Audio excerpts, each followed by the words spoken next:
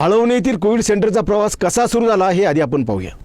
दिनांक 13 एप्रिल 2021 रोजी निलेश लंके प्रतिष्ठानचे अध्यक्ष संतोष ढवळे यांनी प्रतिष्ठानच्या लेटरहेडवर तहसीलदार पारनेर यांना कोविड सेंटर सुरू करण्याची परवानगी मागितली। त्यावेळी पारनेरच्या तहसीलदार होत्या ज्योती देवरे। सदरचे पत्र प्राप्त होताच त्या दिवशी तत्कालीन तहसीलदारांनी त्यांना परवानगीचं पत्र दिलं। त्या पत्राचा सारा खुलासा करण्यात आला। परवानगीचे पत्र देताना तहसीलदार त्यात म्हणाल्यात, सदर कोविड सेंटर सुरू करण्यास परवानगी देण्यात येत आहे। सदर ठिकाणी शासकीय निमशासकीय कंत्राटी तत्त्वावर वैद्यकीय स्टाफ नियुक्त करण्यात येईल। तसेच औषधोपचार व ऑक्सिजनचा खर्च देखील प्रशासनामार्फत करण्यात येईल।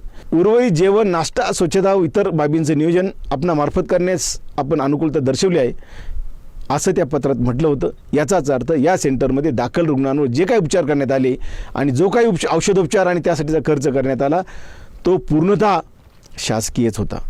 तो कसा शासकीय होता आणि शासनाची यंत्रणा पैसा त्यासाठी कसा वापरला गेला हे आता आपण सविस्तर आणि पुराव्यानिशी पाहूया। तालुक्यातील सर्व आरोग्य केंद्रांचे अधिकारी कर्मचारी भाळवणीत राबलेत। भाळवणीतील या कोविड सेंटरमध्ये वैद्यकीय अधिकारी आणि समुदाय अधिकारी अशी 2 पदं निर्माण करण्यात आली होती आणि त्यांना 12 तासांच्या 2 शिफ्टमध्ये विभागण्यात आलेलं होतं। त्यानुसार वैद्यकीय अधिकारी म्हणजेच मेडिकल ऑफिसर यांच्या नावांची यादी आणि त्यांना तहसीलदारांनी कोविड सेंटरवर ड्युटी देण्यास भाग पाडणारा आदेश। या आदेशानुसार या सर्वांनी सेंटर सुरू करण्यात झाल्यापासून तर शेवटच्या दिवसापर्यंत इथे अहोरात्र सेवा दिली। त्या बदल्यात त्यांना शासनाकडून वेतन देण्यात आलं आणि भत्ता देखील देण्यात आला। याशिवाय या कोविड सेंटरमध्ये समुदाय आरोग्य अधिकारी CHO त्यांना असे म्हटलं जातं, यांचीही नेमणूक करण्यात आली होती। तुम्हाला स्क्रीनवर दिसणारी नावं आणि त्यांचा नियुक्ती आदेश हा प्रातिनिधिक आहे। याशिवाय याच कोविड सेंटरवर सरकारी स्टाफ नर्सने देखील योगदान दिलं आहे। तसेच रात्रीच्या ड्युटीसाठी शासकीय सेवेत असणाऱ्या समुदाय आरोग्य अधिकारी आरोग्यसेवक यांना देखील तहसीलदारांचा आदेश मान्य करत सेवा द्यावी लागली। आरोग्य विभागाचे अधिकारी आणि कर्मचारी कमी पडत असल्याने या सेंटरवर स्वयंसेवक म्हणून काम करण्यासाठी आणि येणाऱ्या रुग्णांची नोंदणी करण्यासह अन्य कामांसाठी तालुक्यातील सर्व तलाठी, ग्रामसेवक, प्राथमिक शिक्षक यांनी देखील अहोरात्र सेवा दिली। याबाबतचा आदेश आपण स्क्रीनवर पाहू शकता।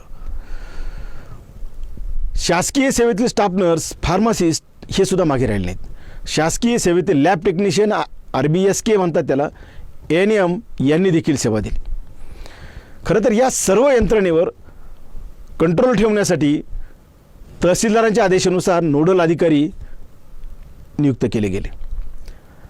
या आरोग्य मंदिर कोविड सेंटरसाठी नोडल अधिकारी नियुक्त करण्यात आले होते। यामध्ये तालुका आरोग्य अधिकारी डॉक्टर प्रकाश लाळगे, टाकेडोशेच्या ग्रामीण रुग्णालयातील वैद्यकीय अधीक्षक डॉक्टर सतीश लोंढे, भाळवणीतील आरोग्य केंद्राचे डॉक्टर शंकर डोईफोडे आणि त्याच आरोग्य केंद्रातील मानसी मानूरकर आणि आमदार लंके यांचे विश्वासू सहकारी डॉक्टर बाळासाहेब कावरे यांची नियुक्ती करण्यात आली होती। आणि तसे आदेश तत्कालीन तहसीलदार ज्योती देवरे यांनी 13 एप्रिल 2021 रोजी काढले होते। म्हणजेच ज्या दिवशी कोविड सेंटरला मान्यता दिली गेली, परवानगी दिली गेली शासनाकडून, त्याच दिवशी हे आदेश काढले गेले। दुसऱ्या लाटेत रुग्णांची संख्या वाढताच या कोविड सेंटरसाठी तहसीलदारांनी कंत्राटी भरती केली। कंत्राटी भरतीमधील staff nurse, ward boy, data entry operator, pharmacist यांचे लाखो रुपयांचे वेतन शासनाने दिले। कोविड सेंटर देशात चांगलं चालवले असल्याचा डांगोरा ठरवून पेटवण्यात आला। त्यासाठी काही पेड पत्रकारांची फौज सांभाळण्यात आली। त्यातून शरद पवार साहेब खुश झाले आणि त्यांनी या कोविड सेंटरसाठी काम केल्याबद्दल प्रतिष्ठानला ॲम्ब्युलन्स देण्याचा निर्णय घेतला। त्याच्या लागलीच रकानेच्या रकाने भरून बातम्या, ॲम्ब्युलन्सच्या स्वागताचे व्हिडिओ, पवार साहेबांशी निगडीत एका संस्थेच्या आर्थिक सहयोगातून ही ॲम्ब्युलन्स देण्यात आली होती। तिची नगरच्या RTOकडे नोंदणी झाली आहे, तसं पत्र आम्हाला प्राप्त झाले। ती निलेश लंके प्रतिष्ठानच्या संस्थेच्या नावाने आणि तिला नोंदणी क्रमांक मिळाला आहे MS16 CC 0033 असा हा नोंदणी क्रमांक आहे। म्हणजे पवार साहेबांची ॲम्ब्युलन्स नोंदणी लंके प्रतिष्ठानची। या रुग्णवाहिकेला डिझेल टाकण्यात आलं ते शासनाकडून। पारनेर शहरातील संस्कृती फ्युएल सेंटर या पेट्रोल पंपावरून या ॲम्ब्युलन्सला डिझेल टाकण्यात आलं। त्याची माहिती तुम्ही स्क्रीनवर पाहू शकता। त्याच्यात स्पष्टपणे त्या ॲम्ब्युलन्सचा नंबर टाकून त्या पेट्रोल पंप चालकाने तहसीलदारांना बिल सादर केलं आहे। दिनांक 6 एप्रिल 2021 ते 20 मे 2021 या 1.5 महिन्यात निलेश लंके यांच्या प्रतिष्ठानची निगडीत या ॲम्ब्युलन्ससाठी शासनाने 57,595 रुपयांचं डिझेल टाकले अवघा 1.5 महिन्यासाठी। प्रकरण इथेच थांबलं नाही। या ॲम्ब्युलन्सवर सुरेश बुरुडे हे वाहन चालक दाखवण्यात आले आणि तसा आदेश तहसीलदारांनी काढला। वास्तविक हा बुरुडे निलेश लंके यांच्या खास मर्जीतला. सुरेश बुरुडे याचं वेतन म्हणजे त्याचा पगार देताना त्याला भाळवून येथील कोविड सेंटरवर वॉर्ड बॉय दाखवण्यात आलं आणि त्याच्या खात्यावर शासनाकडून दरमहा वेतन देण्यात आलं. म्हणजेच ॲम्ब्युलन्सचा खर्च पवारांचा, फक्त नावावर निलेश लंके प्रतिष्ठानचे ते ॲम्ब्युलन्स, त्याला डिझेल शासनाचं, चालकाचा पगार शासनाचा आणि डांगोरा निलेश लंके यांचा. सारं काही झालं ते शासनाच्या तिजोरीतून, म्हणजेच तुमच्या आमच्या पैशातून. खरं तर भाळवणी येथील या कोविड सेंटरचे अनेक किस्से समोर येत आहेत. माहितीच्या अधिकारात आम्ही जी माहिती समोर बोलवली त्यात काही पत्रकार, कार्यकर्त्याच्या कुटुंबातील सदस्य हे देखील वॉर्ड बॉय झाले आणि त्यांनी शासनाचा निधी म्हणजे तुमचे आमचे पैसे त्यांच्या घशात घातलेत. सुरेश बुरुडे हा प्रत्यक्षात ॲम्ब्युलन्स चालक दाखवला गेला, कामही तो तेच करायचा, मात्र त्याचा पगार वॉर्ड बॉय म्हणून काढण्यात आला. प्रशांत निंबाळकर ही त्यातली दुसरी आवृत्ती. यात साऱ्यांनीच हात धुवून घेतलं. तालुक्यातील पत्रकार तरी यात मागे कसे राहू शकतात? यातील काहींनी वॉर्ड बॉय म्हणून, तर काहींनी डाटा एंट्री ऑपरेटर म्हणून, काहींनी ड्रायव्हर म्हणून कंत्राटी नेमणुका घेतल्या आणि त्यातून त्यांनी त्यांच्या खात्यावर पैसे देखील घेतले. अर्थात याला आशीर्वाद कोणाचे असणार ही सांगण्याची गरज आहे का? यादीवर नजर मारली तर हे सारं काही लक्षात येतच. रेमडेसिवीर ऑक्सिजनसुद्धा शासनाकडूनच. या सेंटरवर दाखल रुग्णांना रेमडेसिवीर इंजेक्शन शासनाकडून देण्यात आलं. यासाठी तहसीलदाराकडून वेळोवेळी जिल्हाधिकाऱ्यांकडे आणि जिल्हा सिव्हिल सर्जन यांच्याकडे मागणी नोंदवण्यात आली आणि त्यानुसार ते पुरवण्यात आले. याशिवाय ऑक्सिजन देताना देखील शासनाकडून पुरवण्यात आले. यासाठी तहसीलदारांची पत्रापत्री महत्त्वाची ठरली. कंपन्यांकडून ऑक्सिजनचे सिलेंडर, टँकर आले ते देखील शासनाच्या पत्रानुसार. शासनाच्या आरोग्य विभागाकडील आरोग्य केंद्र, उपकेंद्र आणि ग्रामीण रुग्णालयातील साऱ्यांच्या ड्युट्या या कोविड सेंटरवर लावण्यात आल्या. तरीही वैद्यकीय अधिकारी कमी पडत असल्याचे लक्षात आल्यानंतर तत्कालीन तहसीलदार ज्योती देवरे यांनी तालुक्यातील सर्व खाजगी डॉक्टरांची तातडीची बैठक घेतली. डॉक्टर असोसिएशनच्या पदाधिकाऱ्यांनी सदस्यांना विनंती केली आणि या आपत्तीत मदत करण्याचं आवाहन त्यांनी केलं. त्यानुसार तालुक्यातील सर्व डॉक्टर्स पुढे आले, त्यांच्या असोसिएशनने मान्यता दिली आणि त्या सर्व डॉक्टरांच्या ड्युट्या या कोविड सेंटरमध्ये दिवसरात्र लावण्यात आल्या आणि या सर्व खाजगी डॉक्टरांनी विनामोबदला या सेंटरवर सेवा दिली. खरं तर बाजी लावली शासकीय कर्मचारी असणाऱ्या हजारो कर्मचाऱ्यांनी, डॉक्टरांनी आणि खाजगी डॉक्टरांनी.